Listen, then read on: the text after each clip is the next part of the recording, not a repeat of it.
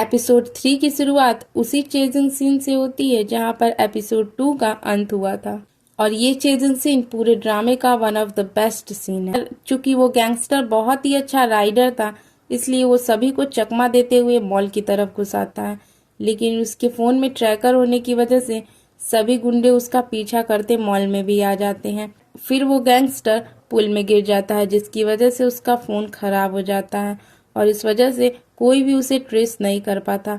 इसके बाद वो यहाँ से भाग करके उस लड़की के पास जाता है, उस लड़की से मिलता है। वो लड़की उससे पूछती है कि तुमने पैसे कहाँ छिपाए हैं। वो उसे बोट की तरफ इशारा करते हैं। जैसे ही वो उस लड़की को पैसे के बारे में बताता है, वो लड़की उसे शूट कर देती है और देखते ही देखते उसकी डेथ हो जाती है। अब ईजे वापस से डेथ के पास आ जाता है। डेथ उस पर हंसने लगती है और कहती है तुम जैसे इंसान के साथ ऐसा ही होना चाहिए। लेकिन ईजे के माइंड में कुछ और प्लान चल रहा था, क्योंकि उसने उस लड़की को ये तो बता दिया था कि पैसे कहाँ हैं, लेकिन उसने एग्जैक्ट लोकेशन नहीं बताई थी। ईजे डेथ से कहता है कि तुम मुझे शूट करो और डेथ ईजे को फिर से शूट कर देती है। इसके बाद ईजे की आंख उसकी 5वीं लाइफ में खुलती है और इस बार ईजे जेल में है। ईजे बहुत ज्यादा फ्रस्ट्रेट हो जाता है, क्योंकि उसे तो वो पैसे लेने थे, लेकिन वो इस बार जेल में है। तभी जेलर आता है और उसे उसके सेल में ले जाता है। वहाँ पर वो एक लड़के से पूछता है कि क्या तुम्हें पता है कि मैं कब छूटने वाला हूँ। वो कहता है क्या तुम भूल गए कि हम 4 दिन में यहाँ से छूटने वाले हैं। और वो उसे वार्न करता है कि तुम अपने गुस्से पर कंट्रोल करना, वरना वो साइकोपैथ तुम्हें मार देगा। ईजे समझ नहीं पाता ये किस साइकोपैथ की बात कर रहा है, लेकिन जब वो साइकोपैथ अंदर आता है तो वो उसे देखकर तुरंत पहचान जाता है कि वो साइकोपैथ कोई और नहीं बल्कि वही लड़का था जिसने उसे तब मारा था जब वो एक स्टूडेंट की बॉडी में गया था, और शायद उसी डेथ की वजह से ये यहाँ पे जेल में है। उस साइकोपैथ को देखते ही ईजे को गुस्सा आ जाता है और वो उसे मारने लगता है। सभी उसे रोकने लगते हैं और तभी वो चमकता हुआ स्टोन ईजे के माइंड में घुसता है और उसे उस लड़के की सारी मेमोरीज आती हैं। ये लड़का बचपन से ही बहुत ज्यादा गरीब था और ये एक MMA फाइटर बनना चाहता था।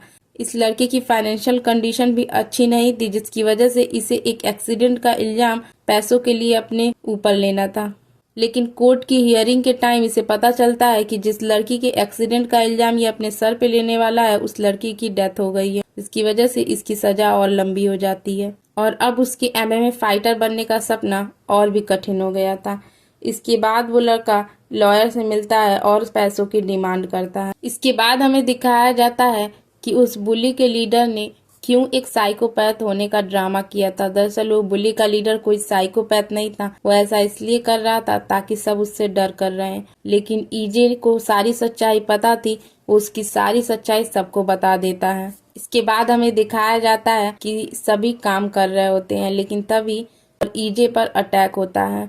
कुछ लोग उसे मारने के लिए आ रहे थे और ये अटैक किसी और ने नहीं बल्कि उसी आदमी ने कराया था जिसके एक्सीडेंट का इल्जाम ईजे ने अपने सर पर लिया था। लेकिन वो लड़का एक MMA फाइटर था, जिसकी वजह से उसकी फाइटिंग स्किल बहुत ही ज्यादा अच्छी थी, इसलिए ईजे उसकी स्किल का इस्तेमाल करते हुए सभी को मार देता है। तभी वो देखता है कि उसका एक फ्रेंड उसकी मदद के लिए आ रहा है। वो देख के खुश होता है और उसे अपना सच्चा दोस्त मानता है। इसके बाद ईजे उस बुली से मिलता है और उसे उसकी गलतियों के एहसास दिलाने की कोशिश करता है और उससे कहता है कि मैं डेथ लोगों को देख सकता हूँ, और उसे हर वो बात बताता है जो उसको योनसुक के बारे में पता थी।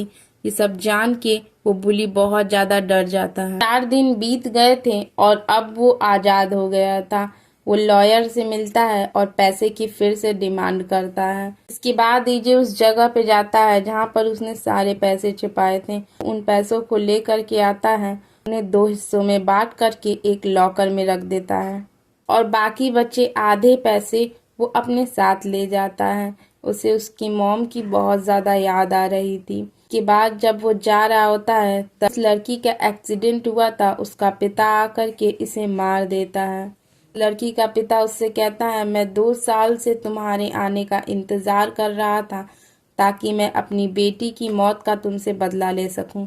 वो आदमी ईजे को मार करके चला जाता है। अभी इसका वही फ्रेंड आता है जो फ्रेंड इसको जेल में बचाने के लिए आया था। ईजे को लगता है ये फ्रेंड उसको बचा लेगा, लेकिन सच्चाई तो ये रहती है कि वो उसका कोई फ्रेंड नहीं था, वो खुद उसको मारना चाहता था। ये बात वो उसे बताता है और उसे एक बार और स्टैब करके मार देता है। ईजे एक बार फिर से डेथ के पास आ जाता है। डेथ फिर से ईजे पे हंसने लगती है, लेकिन ईजे को अब उसकी अगली लाइफ में जाना था ताकि वो बाकी बचे हुए पैसे लॉकर से निकाल सके। डेथ ईजे को फिर से शूट कर देती है और इस बार ईजे की 6th लाइफ में वो एक छोटा बच्चा बना होता है। ईजे बहुत जोर जोर से चिल्ला रहा होता है, लेकिन उसकी आवाज नहीं निकल रही होती है क्योंकि ये एक बहुत ज्यादा छोटा सा बच्चा होता है। और एपिसोड 3 यहीं पे एंड हो जाता है।